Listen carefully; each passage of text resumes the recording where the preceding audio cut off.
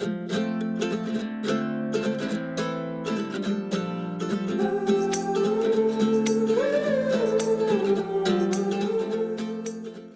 Jamie Gwynn, a volunteer at the wonderful Clarkdale Historical Society, and I'm here to welcome you and let you know a few things before we get started. One, the restrooms are in the back, are in that lobby, one on that side, one on that side. And most important thing I'm going to say is please turn off or silence your phones. And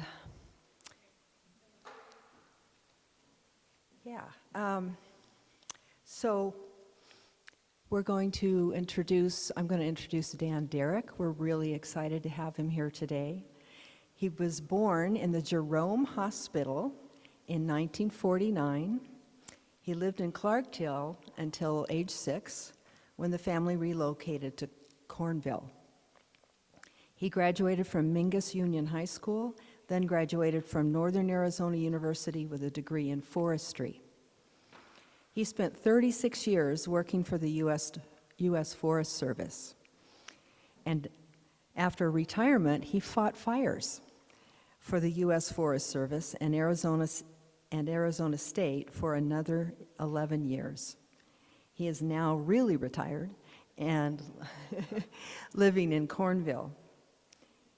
So please give a great welcome to Dan Derrick.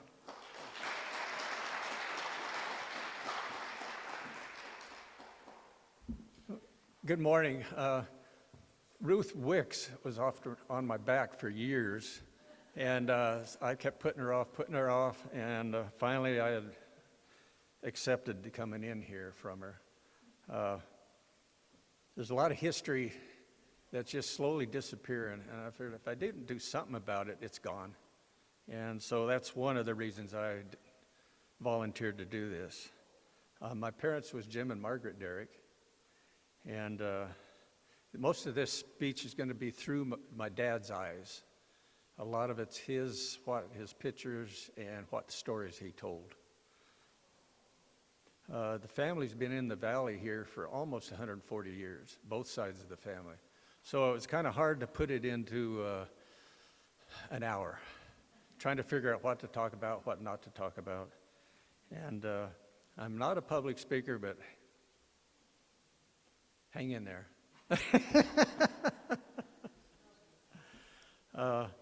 Pretty much started out, families came from Tennessee. It was Jesse and Cunningham and his wife, Jane Rowe, in 1849. They went to Carson City, Nevada. They had a son named Timothy Derrick, which was also called Frog. And they ended up in the Long Beach area in Southern California. He was a farmer in Long Beach, which is kind of hard to imagine nowadays, but that's where he settled in.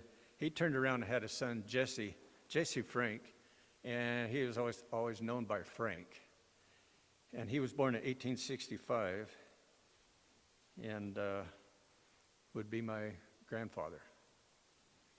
He was a mining engineer, and he came to the Verde Valley, and I think around 1890, the late 80s, but to the Foul Mine, which is on the map here. That second here, get this dot here, but that's 260 Cherry Creek Road, I-17. So it's back up in the foothills there. And he was there as a mining superintendent there. And the Foul Mine, what it means is in German is peacock. And pretty much he was handling that operations. My grandmother was Lou Lay, L-A-Y, and she was born in 1881 in Tennessee. They moved out to Arizona when she was about 8. They came by train into Prescott and then had relatives waiting for them with some wagons there in Prescott, Jimmy Brown and Jim Hance. And by wagon, they went all the way to Brown Springs, if you know where Brown Springs is. It took 2 days to get there, and it's between Childs and Camp Verde in some rough country. How they did it in wagons, I don't understand, but they did it, stayed for a little while there at Brown Springs, and then they moved up to Lower Oak Creek. That's a picture there of Frank. Don't have any young pictures of him, but that's later on. And that's the only picture I could find of one of the earlier ones. This is a picture of Elijah Lay and Mary Ann. And they moved in from, like say, to Lower Oak Creek, which is now Cornville, and they homesteaded land there.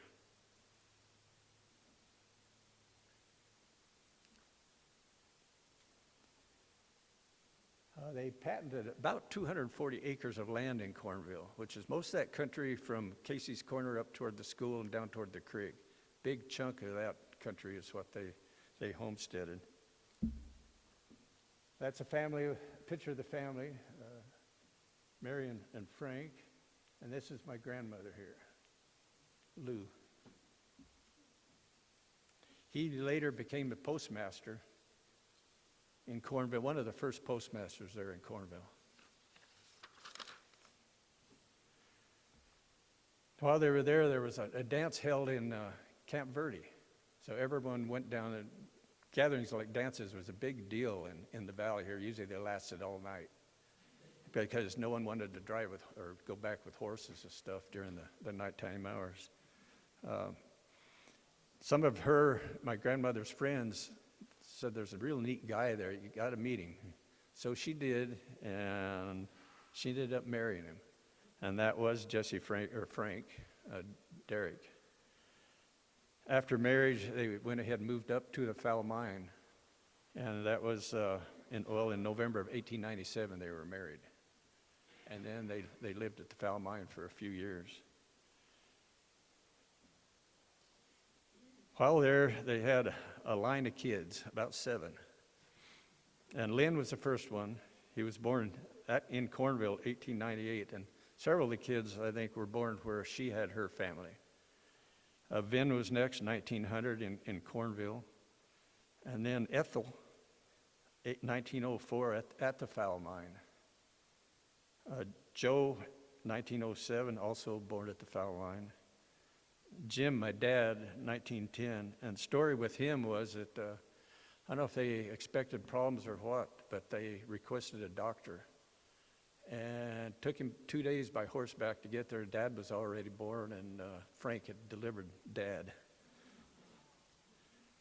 And then Evan was born in Cornville, 1912, and then the younger sister, Stella Marguerite, known as Marguerite, was born in Clarkdale in 1919.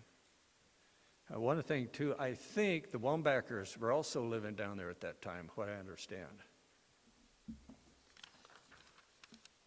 In around 1912, they moved to Sedona, where there was some family up there and started farming up there, and I think the old Hart place. While there, one of the things, I know I've got a picture of Arizona highways. Oh, that's Dad at the Foul Mine, right after he was born.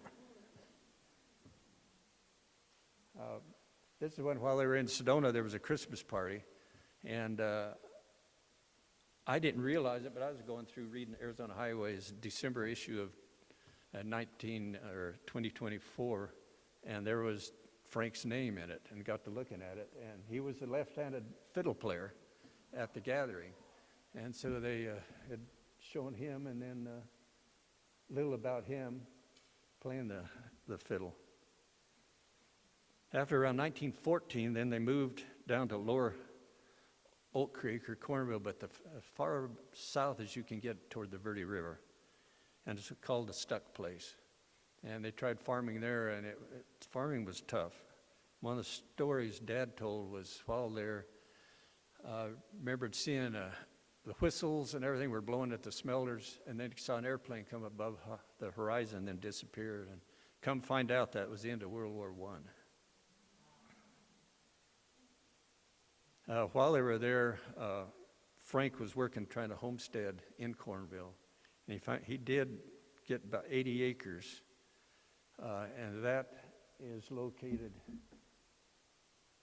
that's this chunk right here, at the junction of Cornville Road and Page Springs Road. And so it takes in a bunch of that country right in there. Where the Lays homesteaded were these chunks right in here. The school sits right up in that area. Yeah, so most of that between there and the creek was where they had homesteaded. They were working on putting in the Mason Lane ditch, which starts up there at the Page Springs Fish Hatchery and comes on down to that side of the creek. And her granddad was trying to get the water of this place, which he did, but in the process, he developed heart problems. They called it leakage of the heart. And so he couldn't do any hard work anymore, so they had to sell that property, and that's when they moved to Clarkdale. And that was around 1920. It's just a picture of Grandma and Grandpa, and Frank and Lou.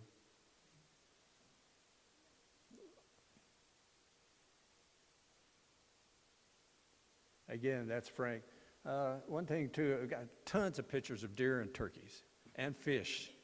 But back in those days, it was important. You know, they didn't care about the size of the antlers. It was how much meat they had. And like I say, I bet I got 50 pictures of deer and turkeys. That's a picture of Grandma Lou.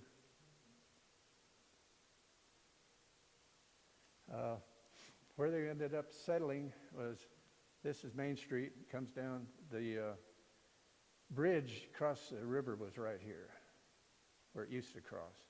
And at that time, there was only this street, and it came down dead-ended right here. The folks where he bought was this house right there, and in Clarkdale. And so it was kind of a neat spot there where there was this kind of circle here. And where they could entertain or whatever out in the middle of the circle.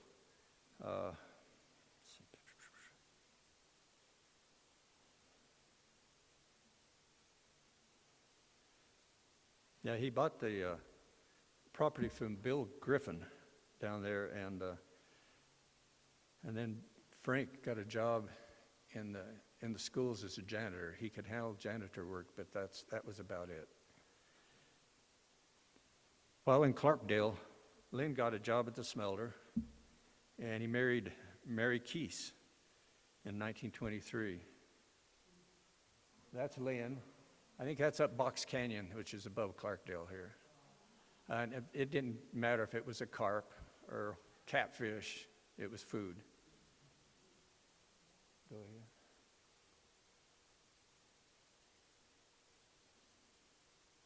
This is a picture of Lynn and Mary.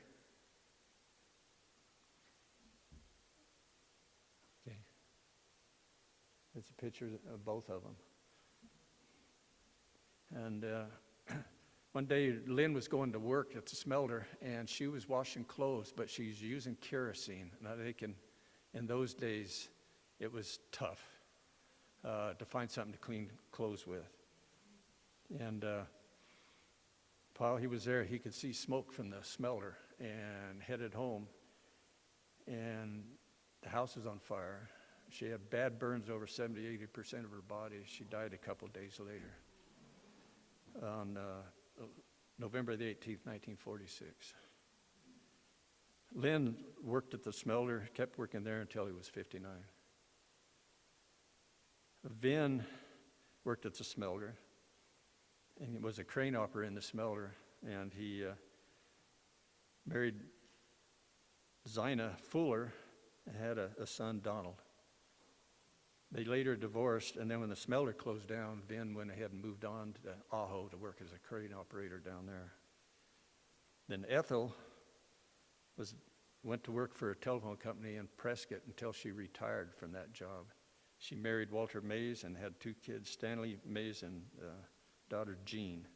She worked there, and then she was 96 when she passed away. Joe worked at the smelter also, but he's trained as a blacksmith and as a welder. He married Ruth Pedrick and had 2 daughters, Carol Ann and Barbara. They moved to Sedona, and he commuted to Flagstaff and worked for the Arizona Highway Department as a welder until he retired. He worked over 20 years there commuting. And after retirement, he moved back here to Clarkdale, down on Western Avenue, and he lived there till he was over 100 years old when he finally passed away.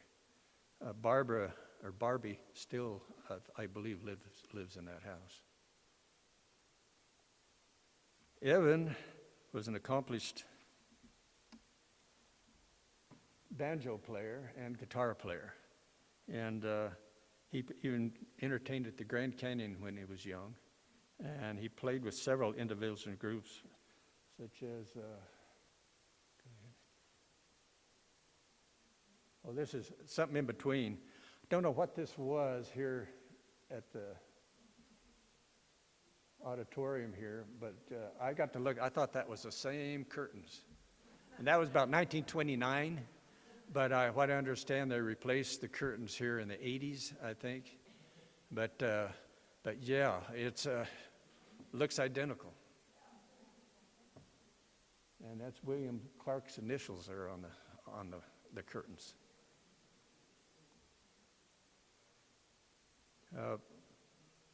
He married Ruby Lee Smithy and had a daughter, Sandy, here. And they lived in that same house as you go down Main Street. If you went straight off, once you go over the hill down here, you'd run into his house, and that's where they lived. Dad told a story of Ruby Lee when she was just a kid. And it's her and Orpha Teague, and I think Orpha's sister, was swimming in the river down here. And flash flood came down, and Ruby Lee and Orpha hung onto a log and finally got out, and Orpha's sister disappeared. They found her two days later down the river.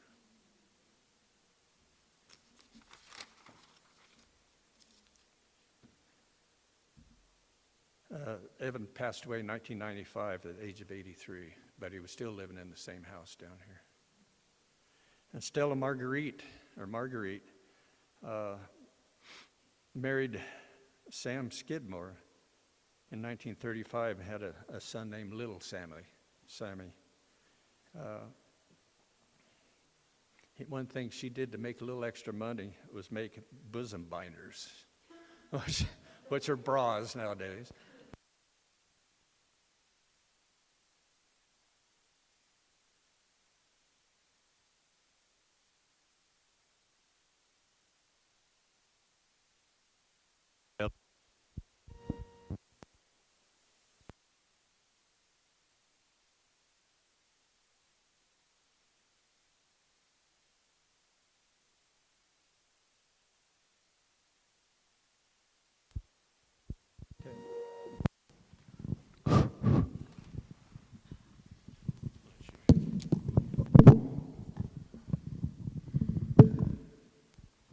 Hello.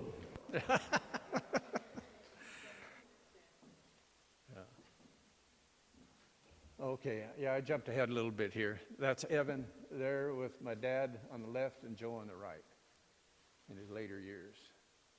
Go ahead. And this is Marguerite, and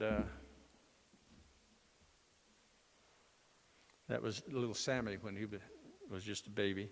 But in 1946, she contacted the influenza, which turned into pneumonia a little bit later, and she passed away at 28 years old. Talk about my dad, Jim. He has a lot of stories to tell, so I've got some stuff on him here. And the following here is something he wrote on a sheet of paper, and he used to do that. Envelopes, papers, when he'd think of something, he'd write them down. But this is one of his things he wrote, and I've got it, I doubt if you can read it. But he moved to Clarkdale in 1920, bought a house from Bill Griffin. Under the hill from our house was a few houses, but built of wood. Most were just tents at that time. Up around Bitter Creek, Clark had patios built for the Mexicans, and later a good clubhouse with a big swimming pool. In our show house, the Mexicans and Indians were separated from us right down the middle. Next to the show house was a drugstore. They had a big bar where they could have fountain drinks and ice cream. The people didn't drive much to the show or to the park. Everyone seemed to walk. Thursday evenings there was a concert. The people from all over town came and sat around and visit, but they were very clannish. They kind of separated in their little groups. Fred Terry was a band master. He was a real violist and taught it too. The clubhouse was used by everyone, pool tables, billiards, bowling alley, and Dad did set pins. Later we had a swimming pool. It was real nice. I loved to swim and dive. Dorothy Wambacher was a real good at the springboard, and Orville Beck was the best at diving. He was a real good-looking man. Dolly Southers finally married him.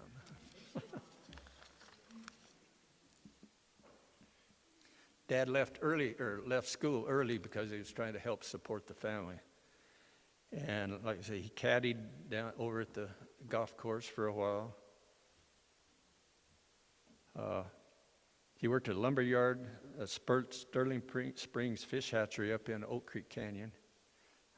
He's a watchman at the Jerome Superior Mine, and he also helped restoration on the Tuzigoot ruins there. And this is Dad with his he called a strip down, but similar like people did with VWs and sand to make sand buggies. They made the old Model Ts, whatever, out of the strip downs out of that. Another picture of Dad's strip down. One thing he talked about when it was really cold, and if we're going along the road where there was yucca plants, or what called soapweeds that were dead along there. You see it between Cornville and McGuireville. And they'd stop and light one of those off till they're warm, and then they'd take off again.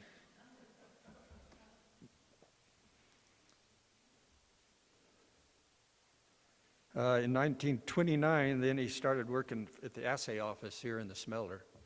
And he worked there until the smelter shut down in around 1930. At that time, he worked in the hay fields for a little while down in Camp Verde. He also worked underground at the salt mine in Camp Verde. And then his brothers and him started gold mining in the same area as the Foul mine. This is Dad. Pretty sure it's Dad right there in that picture.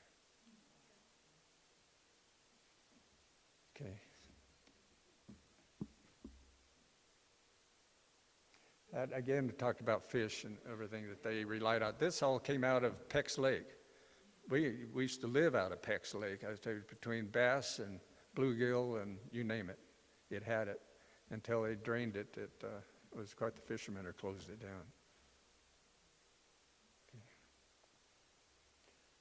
Like I say, they went to hard mining down there, and him and his brothers. And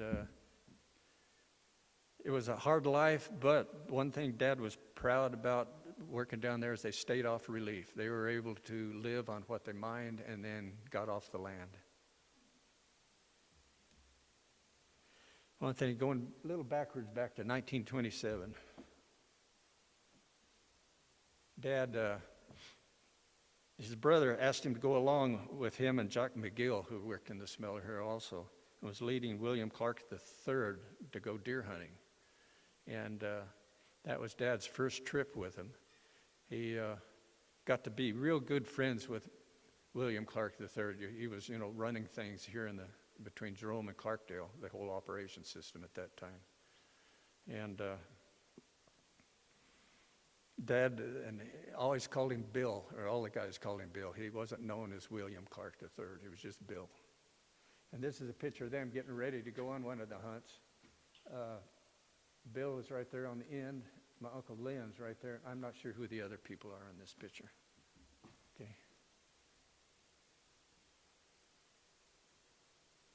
Dad had a whole bunch of pictures, and these things are only about this big, about 1.5 inches square. And just, I thought, well, I'd throw some of these in, but there's Bill right there. That's that same picture I showed you. Him with turkeys. This is when they were passing through Long Valley Ranger Station at the time, going fishing or hunting.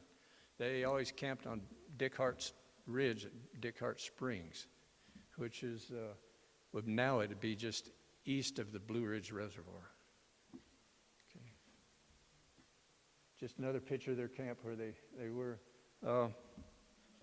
One thing, the one year while they were there, Bill started asking everybody, well, while they're sitting around a campfire, if you had a gun, what would it be? And they went around, and Dad said he'd love to have a Colt 22 Woodsman pistol. And so the following year, they were there, and Bill pulled out these different items, and this is a pistol that Bill gave Dad. And Dad packed that his whole life while he's hunting. It's got a lot of use. But no, Dad cherished that.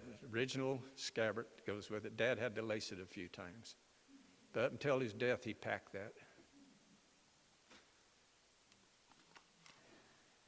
No, he really thought highly of it.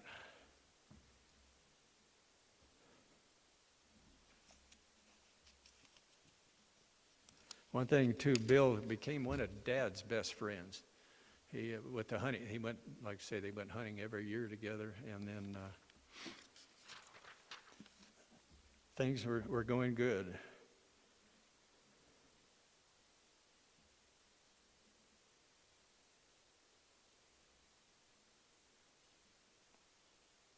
One thing about 1990 or 1931. That's the Clark mansion here that was here in Clarkdale before it burnt down. But Dad actually built a gun shop in the basement of the mansion, and it kind of showed how close they were together. And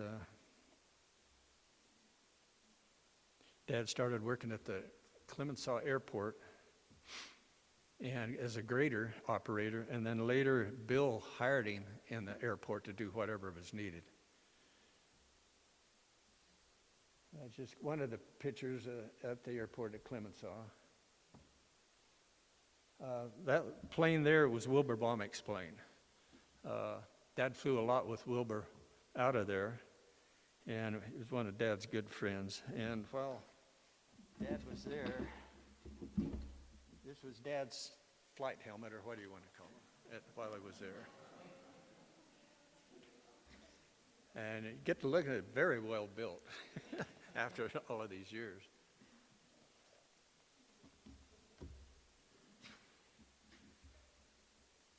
One of the people, okay, that's Mark J. Lawrence. You know, the hospital is named after him, and Dad was around him a lot at the airport.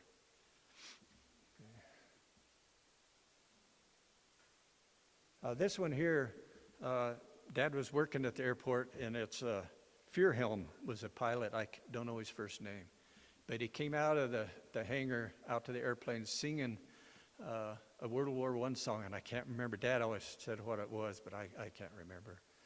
But they told him not to follow the highway, go around Mingus, go around the wood chute.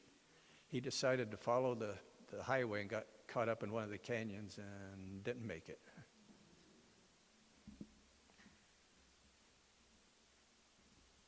Thanks. Dad flew some with Jack Lynch. This here is with Bill and Jack Lynch in this picture.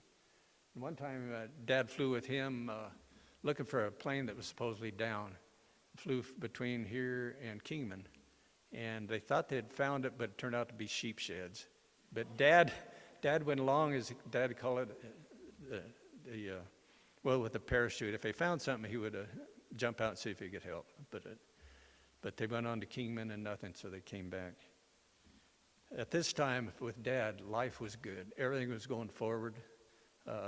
We had a future. But then, on May the 15th, 1932, Well, Dad was there at the airport, watched Bill and Jack take off.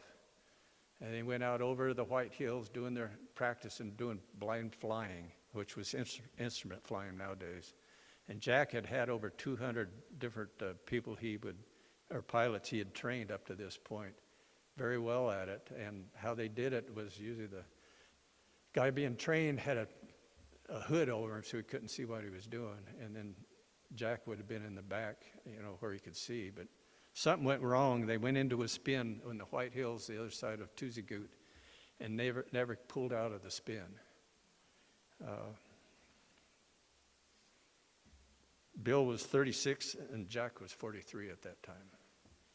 Dad was one of at that time, Wilbur Womack then was at the airport, took off in his plane to locate the crash site, and then Dad headed that way to find it. And when Dad got there, he was one of the first, and all Dad said was just the engine was pushed back in their lap, and that's pretty much all he said.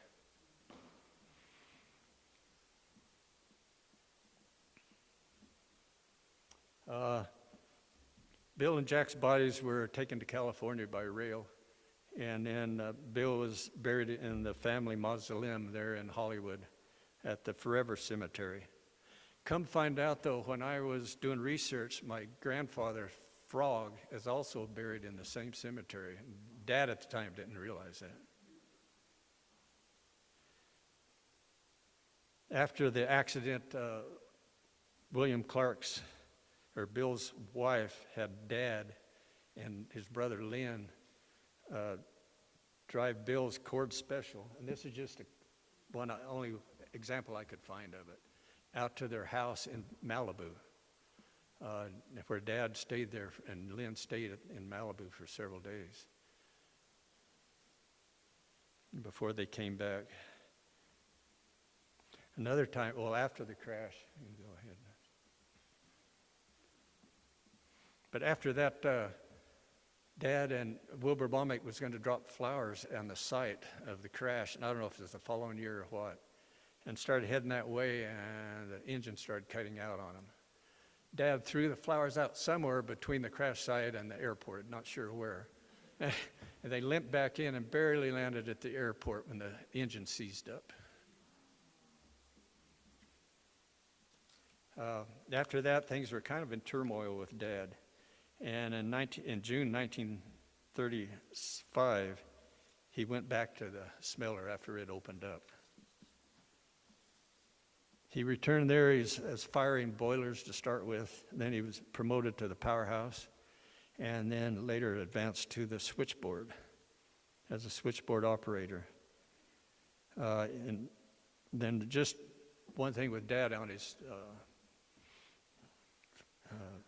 what he was doing anyway. In 1945, he left the smelter, became apprentice carpenter in Jerome, still working for the company. And then the rest of his life, he was a carpenter. In 1939, my grandmother and my Uncle Joe was traveling between Cornville and McGuireville, and there was a car stuck in the ditch. So they stopped to help out, and that was my mom. Turned out to be Margaret Catherine Montgomery. My grandmother said it's the prettiest woman or girl she had ever seen. And they dated for a little bit and got married.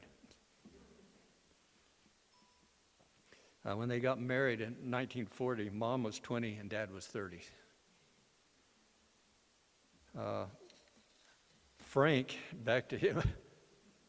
Oh, this is on their honeymoon at Big Lake and in the White Mountains, and you can see that's a mess of cutthroat out of Big Lake. And Dad looks Dad was kind of skinny then, but there's Dad also there at Big Lake on their honeymoon.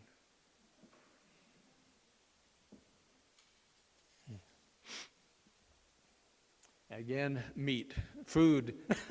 They're always the center of things. There's Mom right after they were married to one of Dad's and Mom's deer. Okay. That's my siblings and me. My brother, let's see it here. That's Jimmy. There, next one's Sandy, my cousin. And then we got Maureen, Peggy, there I am, and our dog Spot.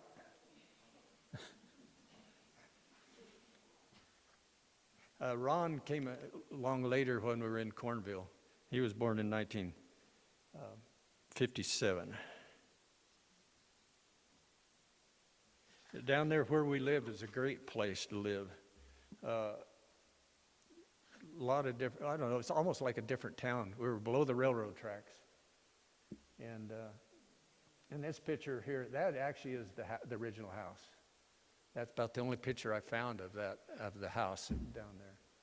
But there's us three plus, I think one's one of the Richard girls. What's her? Rita. And I'm not sure who the other one was, but we all lived down in that circle down there. But we had, up the street, we had Evan and Rublee with our cousin Sandy. The Crosses lived right next door to us. I think, do we have a map of that? Yeah, that area, at that time, this loop didn't belong, or it wasn't there, or this road.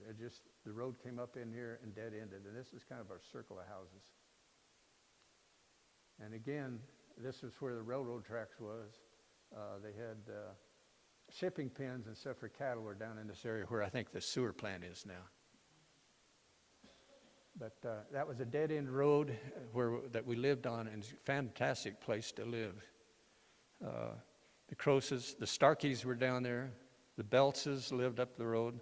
Benotses were right there by the turn. I think it's right there, I think. And the Richards, Mrs. Akery lived across from us. Zeke and Margaret Taylor lived there for a while. And then there's several others that I can't remember their names. But it was just like we had our own little community. The wives got together.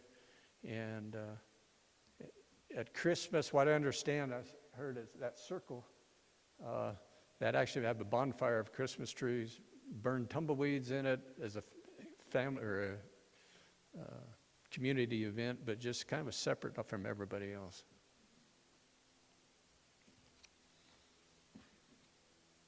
One thing while we were there, my brother remembers it. They wouldn't let him go out to recess. And what the deal was is when they were doing atomic bomb testing in Nevada, there's an orange-brown cloud was coming over Mingus. So they wouldn't let any of the kids go out. And one time I remembered when I was a kid, is just feeling the shimmy of one of those. And it stuck in my mind. I don't know, I was maybe 4 years old at that time.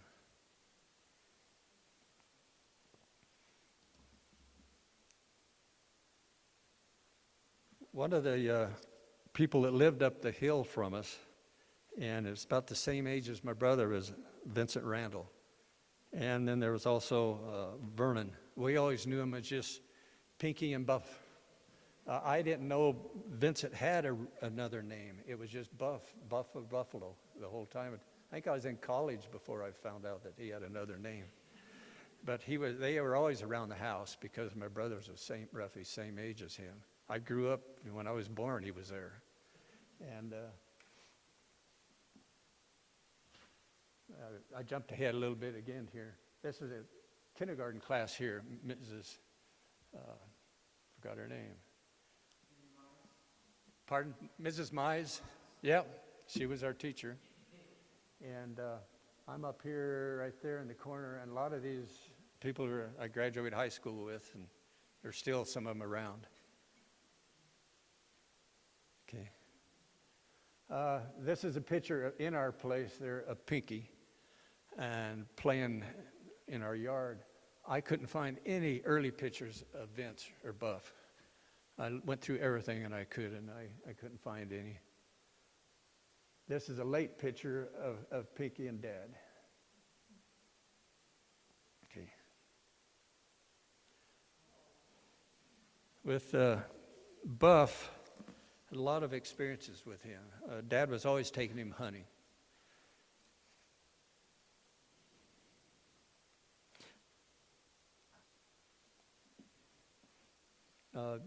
One time when I was 12 years old, I had just started, first time I ever shot a 12-gauge shotgun, and we went turkey hunting. and Dad took Buff with us, and I was by myself. Somebody kicked out a turkey, and it sailed by him. I shot, I missed it, and I fell off of the ledge into the bushes. But we got back together. I was so excited about it, and I was telling Buff that I shot a turkey. I missed him. It was a rooster, and he looked at me and said, "You shot a chicken?" No, no. He said, "Turkeys aren't called roosters; they're gobblers." And ever since until he died, passed away, every time I met him, said, "You shot any chickens lately?"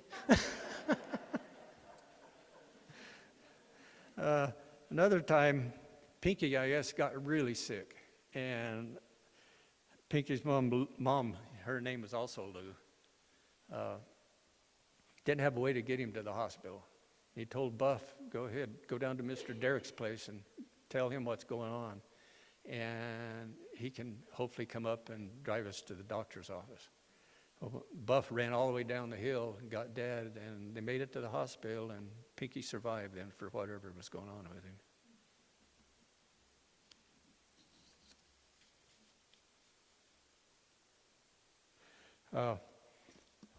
Another time, my Uncle Joe and Buff were talking in the later years, and Buff got to talking about his mother when she was just a teenager, was riding horses up from Middle Verde and had to cross Oak Creek, and it was flooding. And they got stranded somewhere. I don't know the details, but they were in bad shape. And these guys came along and got her out, helped her out, and she made it. And my Uncle Joe kind of looked kind of funny. He said, "That was the Derrick boys." And that's when they were living in Cornville. They're like the early teens. And that's when that all happened, because he lived just above the mouth of Oak Creek.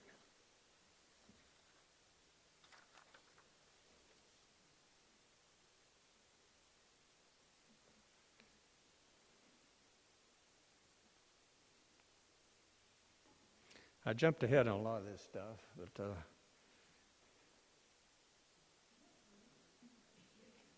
but one thing, we were, even living in Cornville, where we were still connected with Clarkdale. In school, we went to grade school 1 through 6 in Cornville. Then we went to junior high in Cottonwood. And then we were all bused to Clarkdale. And until Mingus Union was done, went to school there in Clarkdale. And this is my sister and Jimmy at Sadie Hawkins dance in the Clarkdale High School here.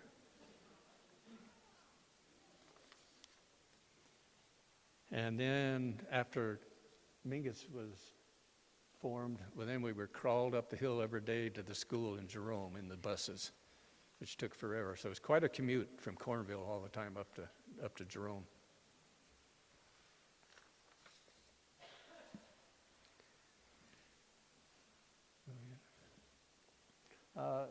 After that, we always got together, birthdays, whatever, ceremonies, or what was going on.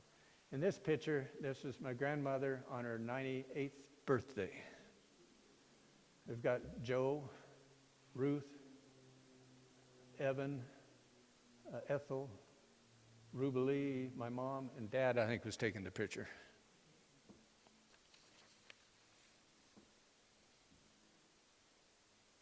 Okay. Another picture of them. And this is Dad up here in the back then, and Ethel and Joe and Evan. Okay. This is my favorite picture. This is Mom on her 95th birthday. Then we've got Pinky up here, Bob Belts, and he was another one that was always around. And then Buff, this is my sister Peggy. But it says a lot in that one picture. That was at our house.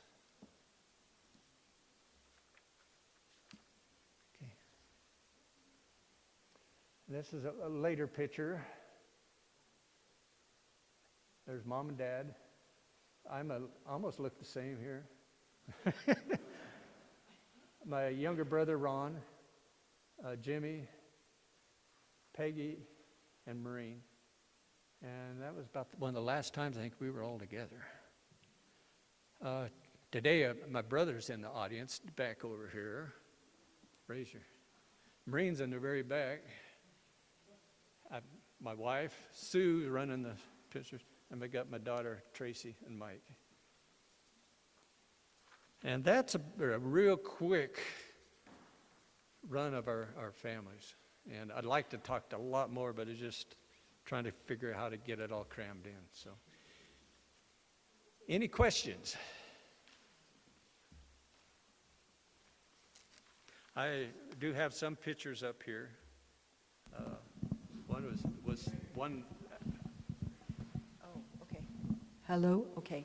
The plane accident where the two men died, I didn't get whether they were relatives or friends. Just friends. Just friends. Jack Lynch was an instructor. He had instructed over 200 people in blind flying up to that point. He was well known around the country, and he came to Clarkdale just to train Bill, I think, and other pilots. Wow. Okay.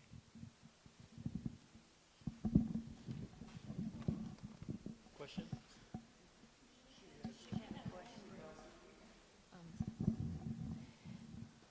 The photograph of that gorgeous car, that was Bill's car? That was one I found online. It was similar. It was the same mic model. They were kind of an experimental model at that time. Oh. So hard to find in him. There's very few of them made. But Bill, I guess, was also a dealer for the Cord in Phoenix at that time. Wow. And what was the revolver, the gun that he gave your dad? I'm fascinated by that. I'm not a gun expert, but what was it called again? It's a Colt 22 Woodsman, was just the model of it. Semi-automatic 22 long rifle.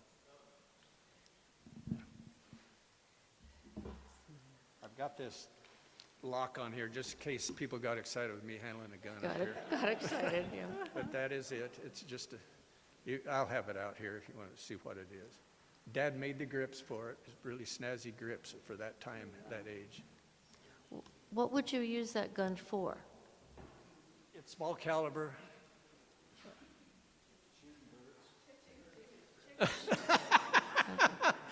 I tell you though, during Depression, he actually shot a deer with that, which was, that's pushing it. Oh, that's my dog. But he shot, rabbits was a big thing. Rabbit, small game. Then they used it around the place. Coons, squirrels, whatever varmint was around, the place in Cornville. But while we were in... Did a lot of hunting to eat. Sure they did, yeah. But So- while we were in Cornville, Dad built the house we lived in, grew up in Cornville. So the area that you lived in down below the tracks or whatever you're talking about, the Bonatsus and Bob Belts, they called that Poverty Flats? I saw that written down But you- somewhere, but I'd never heard that name while we were Oh, there. okay. I don't know if You might Larry... blame us for that. Oh, We always called it Poverty Flats okay. because it was below the tracks. But it was kind of a own little community. In my research and studying about what happened after Bill was killed in that plane crash, I read an article that, was it your father who drove his wife to California? Also, Lynn and Dad did his car, but not the wife. Oh, okay. 'Cause- Not that I'm aware of. Maybe they did. I don't know. Well, he was very close to the Clark Right. family. If right? they went to Malibu and stayed in their place, and then the mansion too. Yeah. So did you ever know anything about Clark's wife? Very little. Dad actually took her hunting one time up north of Ashford, and she got a monstrous buck up there, and that's about all I know of her.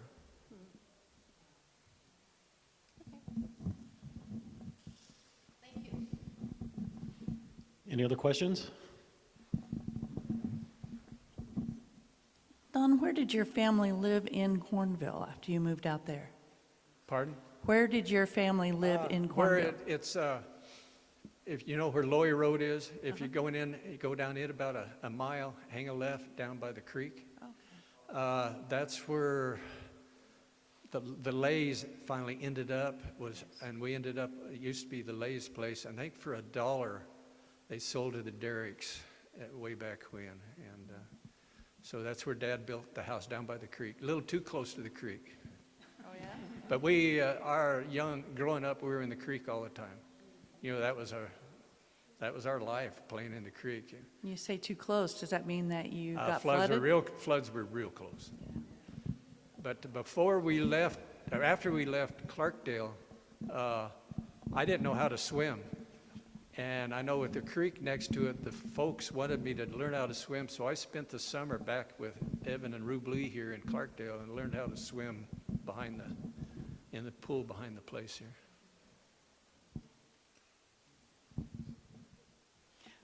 I'm curious about the fishing in this area at that time, and what kind of fish did you pull out of the Verde River and the Peck's Lake, and was it different, or?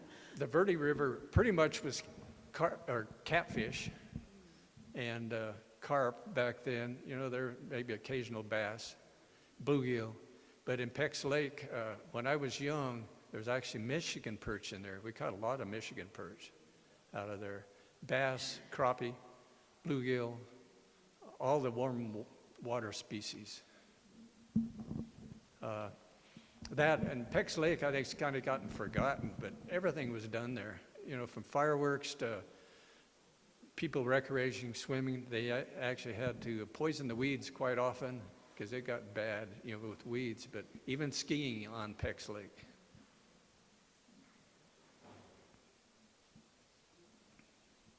Any other questions? All right, well, thank you very much. That was great. Well, thank you.